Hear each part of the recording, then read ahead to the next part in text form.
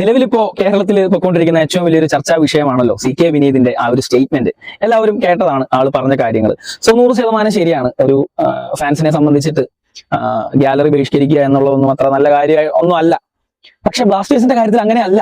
മറ്റു ക്ലബ്ബുകളുടെ കേസാണ് പറയുന്നതെങ്കിൽ ഓക്കെ, നമുക്ക് വേണമെങ്കിൽ അങ്ങനെ പറയാം, ഫുട്ബോൾ എന്നൊക്കെ വേണമെങ്കിൽ വെച്ച് കീറാം. പക്ഷെ ബ്ലാസ്റ്റേഴ്സിന്റെ കാര്യത്തിൽ അങ്ങനെയല്ല കാര്യങ്ങൾ.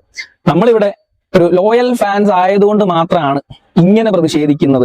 നമ്മളിത് ഇന്നോ ഇന്നലെയോ പൊട്ടിപ്പുറപ്പെട്ട ഒരു സാധനമല്ല, അല്ലെങ്കിൽ ഈ ഒരു സീസൺ മുഴുവൻ ഡൗൺ ആയി പോയതിന്റെ പേരിൽ തുടങ്ങിയ ഒരു പ്രൊട്ടസ്റ്റുമല്ല. വർഷങ്ങളായിട്ട് മാനേജ്മെന്റ് കാണിച്ചുകൊണ്ടിരിക്കുന്ന കൊള്ളരുതായ്മകൾക്കെതിരെ നമ്മൾ പല രീതിയിൽ പ്രൊട്ടസ്റ്റ് ചെയ്തിട്ടുണ്ട്. കഴിഞ്ഞ വർഷവും അതിന് മുമ്പത്തെ വർഷവും ഒക്കെ പ്രൊട്ടസ്റ്റ് ചെയ്തിട്ടുണ്ട്. ഈ മാനേജ്മെന്റിന്റെ കാലത്ത് പോലും നമ്മൾ പ്രൊട്ടസ്റ്റ് ചെയ്തിട്ടുണ്ട്. അപ്പോൾ അതൊക്കെ ചെറിയ ചെറിയ സാമ്പിളുകളായിരുന്നു. സോ അതൊന്നും ഏൽക്കുന്നില്ല എന്ന് കണ്ടപ്പോഴാണ് നമ്മൾ ഇങ്ങനെ ഒരു പരിപാടി പിടിച്ചത്. സോ ഇങ്ങനെ ഒരു പരിപാടി പിടിച്ചത് കൊണ്ട് ഇപ്പോൾ നമ്മുടെ ടീം കുറച്ച് ബെറ്റർ ആയിട്ടുണ്ട് എന്നുള്ള കാര്യം എല്ലാവർക്കും അറിയാം അല്ലേ. അതായത് ഫാൻസ് കയറുന്നില്ല കളി കാണാൻ, ടിക്കറ്റ് റവന്യൂ കിട്ടുന്നില്ല, അതേപോലെ തന്നെ പല ബ്രാൻഡുകൾ സ്പോൺസർഷിപ്പിൽ നിന്ന് പിന്മാറിയിരിക്കുന്നു. അപ്പോ കുറച്ച് പണി കിട്ടി തുടങ്ങിയിരിക്കുന്നു. അപ്പൊ അതുകൊണ്ട് ഇനി പണിയെടുത്തില്ലെങ്കിൽ പണിയാകുമെന്നറിഞ്ഞ അബിക്കും ബാക്കി അണ്ണന്മാരും കൂടെ ചേർന്ന് ആഷ്ലി വെസ്റ്റ്വുഡിനെ പോലെ ഒരു മാനേജറെ കൊണ്ടുവന്നിരിക്കുന്നു. അതേപോലെ ക്യാഷ് കൊടുത്ത് 2 പ്ലേയേഴ്സിനെ പുതിയതായി ഇറക്കിയിരിക്കുന്നു. സോ ഇത്രയും കാര്യങ്ങൾ സംഭവിച്ചപ്പോൾ തന്നെ ടീമിന് വേണ്ട മാറ്റങ്ങളൊക്കെ അവിടെ ചെറുതായിട്ട് വന്നിരിക്കുന്നു. ബാംഗ്ലൂർ പോയി ബിരിയാണി FC തോപ്പിച്ചിരിക്കുന്നു. അതേപോലെയുള്ള പല പല കാര്യങ്ങൾ, നമ്മുടെ ഹോമിലെ ഫസ്റ്റ് വിജയം നമ്മൾ കണ്ടിരിക്കുന്നു. അപ്പൊ അങ്ങനെ മാറ്റങ്ങൾ വന്നിട്ടുണ്ട്.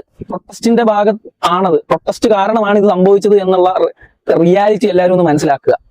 അപ്പോ നമ്മുടെ പ്രൊട്ടസ്റ്റ് ടീമിനോടോ പ്ലേയേഴ്സിനോടോ ആരോടോ അല്ല, മാനേജ്മെന്റിനോടാണ്. വർഷങ്ങളായിട്ട് കൊള്ളറിയായ്മ കാണിച്ചുകൊണ്ടിരിക്കുന്ന മാനേജ്മെന്റിനോട്.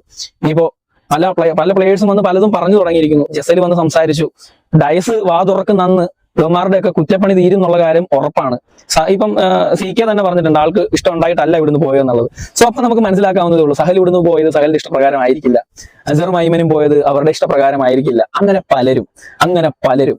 അപ്പോ ഇങ്ങനെയുള്ള പല പ്രശ്നങ്ങൾക്കെതിരെയാണ് നമ്മൾ ഈ പ്രൊട്ടസ്റ്റ് ചെയ്യുന്നത്. അല്ലാണ്ട് നമ്മൾ പെട്ടെന്ന് നമ്മൾ വർഷങ്ങളായിട്ട് ഇങ്ങനെ ബോയ്ക്കോട്ട് ചെയ്തിരിക്കുമെന്നല്ലോ. വർഷങ്ങളായിട്ട് ആ ഗാലറിയിൽ നമ്മൾ ചാൻറ്റ് ചെയ്യുന്നുണ്ട്, ടീമിന് വേണ്ടി തലമുറ ഇടുന്നുണ്ട്. നമ്മൾ വർഷങ്ങളായിട്ട് അവിടെ നമ്മൾ നിലകൊള്ളുന്നുണ്ട്.